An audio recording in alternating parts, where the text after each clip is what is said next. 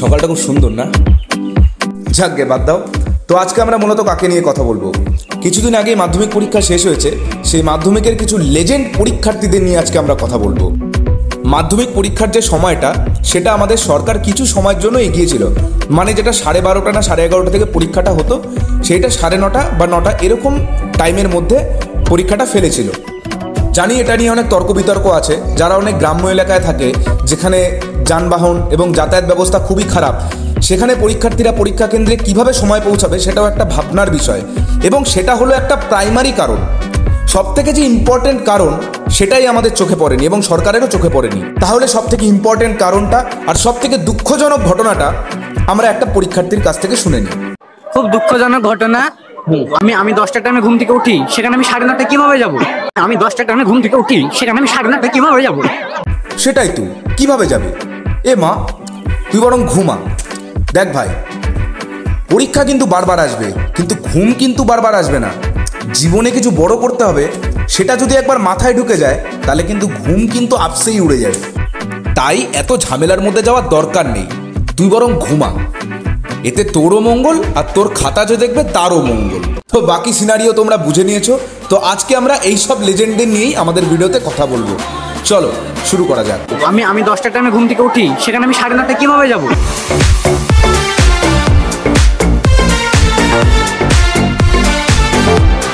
পৃথিবীর বাইরে থেকে প্রশ্ন এসছে।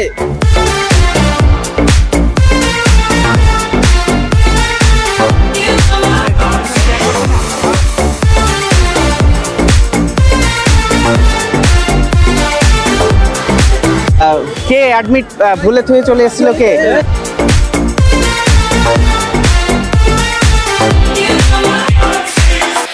প্রশ্ন কিছু কমনই পাওয়া যাচ্ছে না, পৃথিবীর বাইরে থেকে প্রশ্ন এসছে। ঠিক আছে, আরে বাংলা পরীক্ষা ইংরেজি পরীক্ষায় গার্ড গুলো কত ভালো, সব দেখতে দিচ্ছে।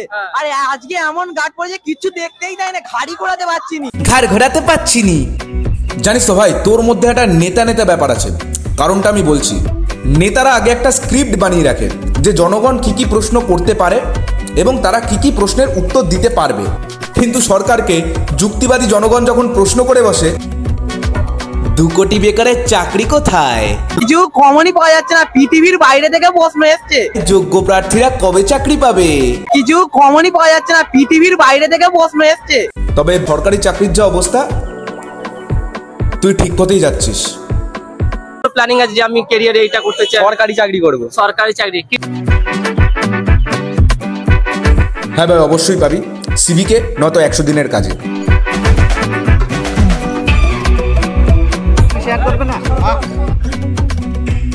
মুখে উত্তর দিয়ে অপমানিত হওয়ার থেকে এটা দেখিয়ে দেওয়াই ভালো। খুবই ভালো হয়েছে। তুমি কোন স্কুল থেকে এসছো? আমি বাধা বিএসএম স্কুল থেকে আসছি মনে হয়, আমি জানি না কোন স্কুল। ছেলের মুখে হাসি দেখো, কোন স্কুলে পড়ে জানে না। জানবে কিভাবে? অ্যাটেন্ডেন্স গুলো তো গার্লস স্কুলের সামনে দিত। আমি জানি না কোন স্কুল। বলো বিএসএম থেকে এসছি। ঠিক আছে, ওইভাবে বললে তো বলবে রিপোর্টারও একে খিস্তি দিচ্ছে, বাল ফাল বলে দিচ্ছে। সারা দেশে রিপোর্টাররা এখন লোকের কাছে খিস্তি খায়, আর একে খিস্তি দেয়। বন্ধুদের বলে দিল কিছুই পড়েনি, গোটা জীবন কিছু। বন্ধু থাকলে আর পড়তে হয়? তাহলে বন্ধুকে ঢুকতে দিল? হ্যাঁ, বন্ধু তো আমার তো পরীক্ষা দিয়েছে। ও আচ্ছা, দুজনেই পরীক্ষার্থী তাই তো? আচ্ছা, দিয়ে তুমি হেল্প করেছো তাই তো? তুমি সেরকম কিছু পড়োনি? না, আমরা দুজনে কিছু পড়িনি। আমরা দেখো, এটাই হচ্ছে মিথজীবিতা। শুধু মিথজীবী আর এদের মধ্যে একটাই পার্থক্য, মিথজীবীরা একে অপরকে উপকার করে আর এরা অপকার করে, কারণ কেউই পড়ে আসেনি। অ্যাডমিট তুই বাথরুমে অ্যাডমিট ফেলে দিয়ে চলে আসছে, তাহলে ভাবেন কেমন চিল পরীক্ষা দিয়ে আসছে। আরে ভাই, বাথরুমে চোথা ফেলে আসে, অ্যাডমিট কার্ড না। সরকার প্রত্যেকটা স্টুডেন্টের পেছনে 85,000 টাকা করে খরচা করে এসব দেখার জন্য। বিষয়টা হাসির মনে হলেও কিন্তু হাসির নয়। এরাই কিন্তু আমাদের দেশের ভবিষ্যৎ। ছাত্র সমাজ ও যুব সমাজ একটা দেশের সবচেয়ে বড় অস্ত্র। এই দুটো জিনিস নড়ে গেলেই কিন্তু অনেক সমস্যা আছে বস। এখন উচ্চ মাধ্যমিক পরীক্ষা চলছে, আশা করি প্রত্যেক পরীক্ষার্থী খুব ভালো করে পরীক্ষা দেবে। এবার তোমাদের মতামত জানানোর পালা। তোমরা কি জানাবে? নিচে কমেন্ট বক্স খোলা আছে, সেখানে জানাতে পারো। আর এই ভিডিওটা একটা এন্টারটেনমেন্ট পারপাসের জন্য বানানো, তো কেউ ভিডিওটাকে সিরিয়াসলি নেবে না কোনো কমেন্টে নিয়ে। যাই হোক, অনেক রাত হয়ে গেছে, আমারও এবার ঘুম পাচ্ছে। এডিট করে লাস্টের একটু পার্ট বাকি ছিল, তাই জন্য এটা রাতেই শ্যুট করলাম।